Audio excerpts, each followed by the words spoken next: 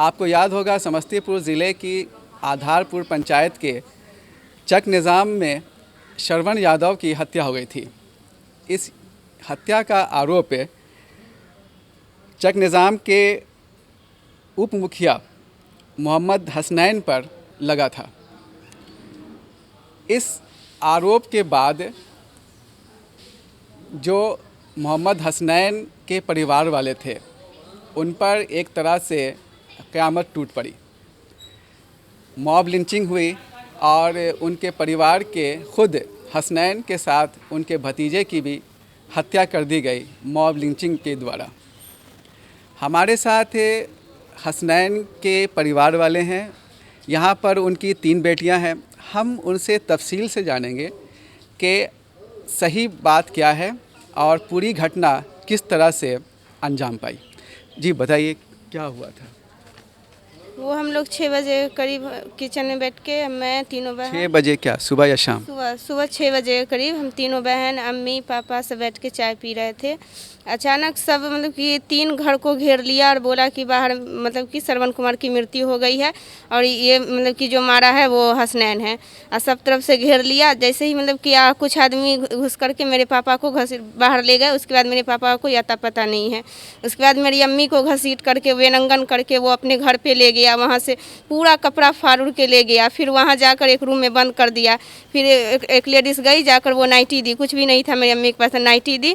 फिर थोड़ा देर के बाद मेरी अम्मी को निकाल करके वो भी नाइटी उतार करके बहुत मार मारा। ऐसे जगह पे पेशाब के रास्ते में गज भोग करके, पूरे दांत काट करके, पूरे गला घोट करके, फांसी लगा करके पानी में डुबो कर मार दिया। फिर मेरे भैया चचेरे भाई है मोहम्मद अनवर, उनको भी मार पीट कर हत्या कर दी गई। मेरे चाचा को भी वैसे ही मारा गया, उसको अर्धमृत करके छोड़ दिया। फिर वो उनकी इलाज DMCH दरभंगा में चली, वहाँ से नहीं ठीक हुआ, रेफ़र किया, PMCH में चल रही थी, वहाँ सब कुछ हो गया था। पर अभी हाथ में फिर स्टील लगा, कल ऑपरेशन हुआ है प्राइवेट हॉस्पिटल समस्तीपुर में। मेरे आंटी का भी पैर टूट गया है और हम तीनों बहन, ये दोनों बहन को भी मार के पानी में फेंक दिया था। पर मेरे कुछ अपने भाई लोग गए और इसको निकाल के फिर समस्तीपुर में ही भर्ती कराया गया, तो ये दोनों ठीक है अभी। आपकी अम्मी क्या करती थी? मेरी अम्मी टीचर थी, सरकारी शिक्षिका। कहाँ पढ़ाती थी? योगिया मठ स्कूल। आखिर ये इतने जुल्म की क्या वजह है? बस हम लोग के खानदान को बर्बाद करना था। वो मेरे हाँ, पापा बोल रहा था 15 कि साल मेरे से दादा का नाम हलीम था, तो वो बोला कि इसके पूरे खानदान को ख़त्म कर देना है, सबको मार देना है, सब कुछ ख़त्म कर देना है, ये बोल रहा था सर। इसका रीज़न है कि मेरे पापा 15 साल से गांव में उप मुखिया थे और पूरे कितना होता है राजनीति में रहता है तो सब अपने लिए, अपने पैसा कमाने के लिए रहता है। लेकिन मेरे पापा हर एक रात में 12 बजे किसी को ज़रूरत हो, 3 बजे भोर में ज़रूरत हो, गाड़ी से, जान से, पैसे से सबकी मदद करते थे। यही मेरे गाँव के कुछ लोग हैं जिसको ये पसंद नहीं था कि 3 बार से ये जीतते जा रहा है। 2 महीने के बाद फिर इलेक्शन है, फिर पापा होते जीतते ही, ऑब्वियसली जीतते, इतने अच्छे काम करते हैं। वही कुछ लोग मिल करके बोला कि इसको बर्बाद करते हैं, फिर हम लोग आएंगे इसमें। और इसका मेन मोटिव है वो सनातन भगत है। कौन है सनातन भगत? वो मतलब कि राजनीति में ही है, लेकिन वो अभी इस बार इलेक्शन में खड़ा होने वाला था। पिछली बार हार गया, वो मुखिया में खड़ा हुआ था पिछली बार, बट हार गया, फिर इस बार होने वाला था। तो आपके पिता पर क्यों इल्ज़ाम लगाया गया श्रवण की हत्या का? वो सब राजनीति खेल करके मेरे पापा को फंसाया गया है। ये था कौन श्रवण? श्रवण गांव का ही आदमी है, मतलब नौजवान ही है वो। मतलब कि उसको सनातन कुमार ड्रिंक करके क्या क्या मतलब कि खिला पिला के, वो ऐसे नहीं पापा के सामने कभी आता था। नहीं, मेरे पापा का गांव में बच्चे से लेके या बड़े आदमी तक सब उनको इतना रिस्पेक्ट करते थे। लेकिन वो 2-3 दिन से उसको खिला पिला करके ड्रिंक व्रिंक करवा करके मेरे पापा को भेजते थे। गाली, जा उसको गाली दे के आओ, ये करो वो करो। शाम में ऐसे ही रोड पे लिए और गंज उंजी फाड़ दिए, पापा को गाली उली देने लगे। आपके घर के कितने लोगों की मौत हो गई इसमें? 2 लोगों की मौत हो गई। कौन कौन? मेरी अम्मी थी और मेरे भाई थे मोहम्मद अनवर। और आपके पापा? पापा का तो पता नहीं अभी कहाँ है, नहीं है। इस तरह से 3 आदमी ने हुए। 21 जून को तो श्रवण की मौत हुई। ये घटना कब की है? 21 जून की ही है। उसी दिन की बात है। अब आपके पापा लापता हैं उसी दिन से, तो उनकी खोज खबर के बारे में कुछ मालूम हुआ कि नहीं? पुलिस क्या कर रही है? कुछ भी नहीं, पता भी नहीं चल रहा कहाँ नहीं है। तो एक तरह से वो लापता हैं और कुछ पुलिस भी नहीं ढूंढ पाई। क्या बोलती है पुलिस? पुलिस तो कुछ कर ही नहीं, पुलिस के सामने ही तो मेरी अम्मी को सब मार दिया। वहीं पे तो हम हाथ जोड़ रहे थे, पैर पकड़ रहे थे कि मेरी अम्मी को बचा लीजिए। बोले मार दो, इसको भी मार दो, बाद में देखेगा। बाद में क्या देख लिया, मर गई अम्मी, अब क्या देखेगा वो।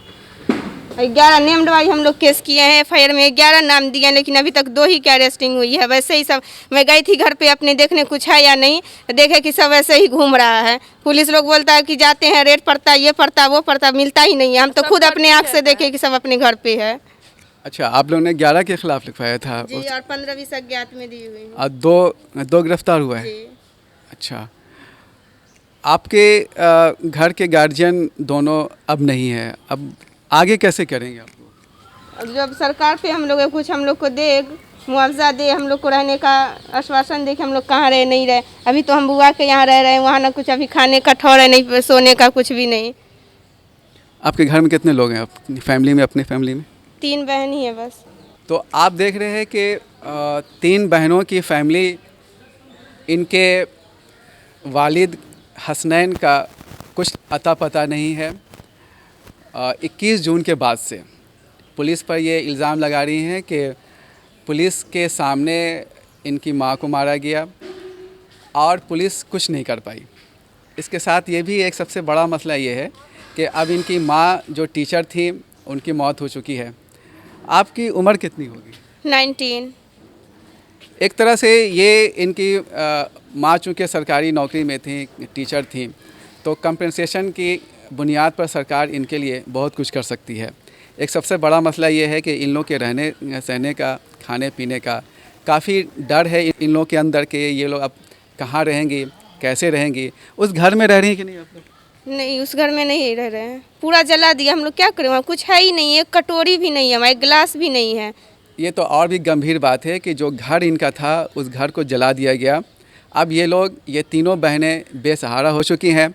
इनके दर्द का अंदाज़ा आप लोग लगा सकते हैं। मेरे साथ एपवा की स्टेट सेक्रेटरी शशि यादव हैं।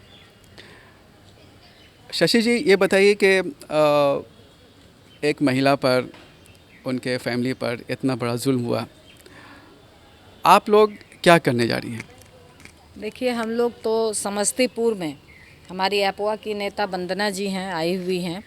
वो वहाँ पर लगातार हम लोग इनके साथ, जैसे ही घटना का पता चला उस समय वहाँ पे पहुँचे, इन लोगों के साथ खड़े हुए।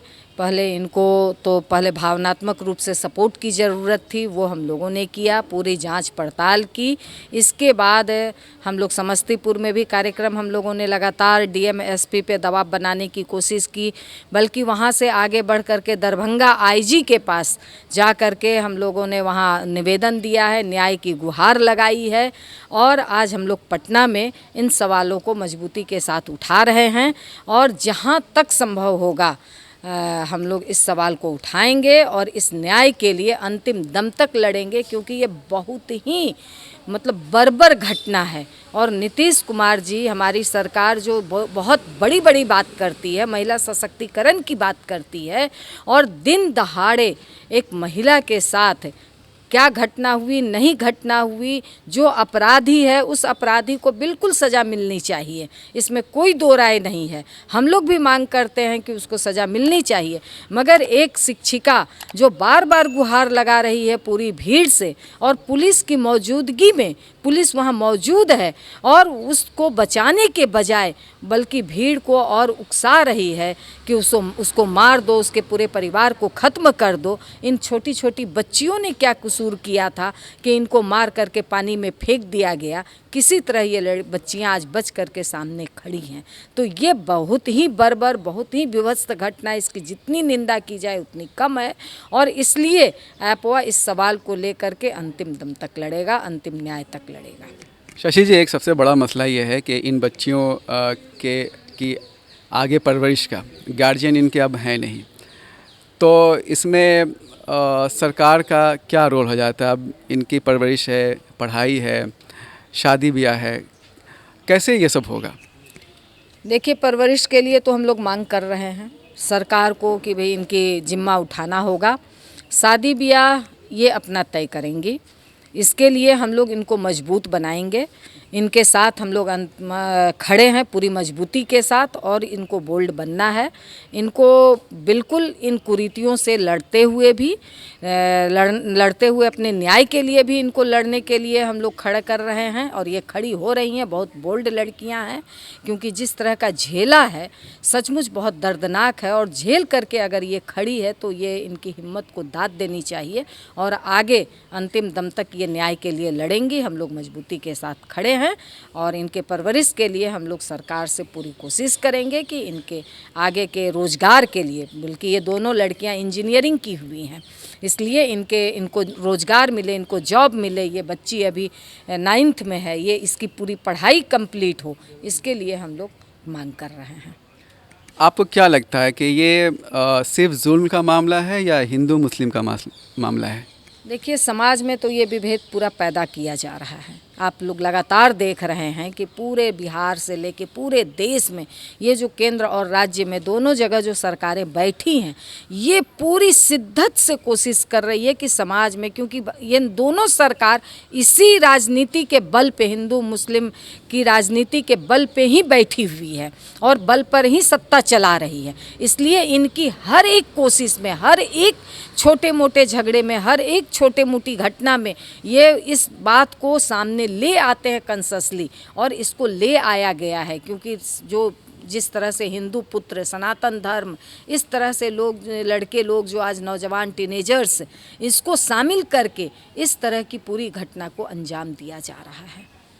तो आपने देखा कि सनावर खातून की हत्या हो चुकी है, जो इन बच्चियों की माँ थी। हसनैन लापता हैं, जो इनके वालिद थे। इनके सर पर अब कोई छत भी नहीं है, क्योंकि जो मकान था वो जला दिया गया है। एफवा जैसी संस्था इन लोग की मदद के लिए आई है। हम उम्मीद करते हैं कि सरकार इन बच्चियों की पढ़ाई का पूरा खर्च आने वाले दिनों में उठाएगी, और जो बेहतरीन इंतज़ाम इन लोग के रहने सहने का हो सकता है वो भी पूरा करेगी। इस उम्मीद के साथ कैमरा पर्सन शीश अहमद के साथ मैं सैयद जावेद हसन, बिहार लोक संवाद .net, पटना।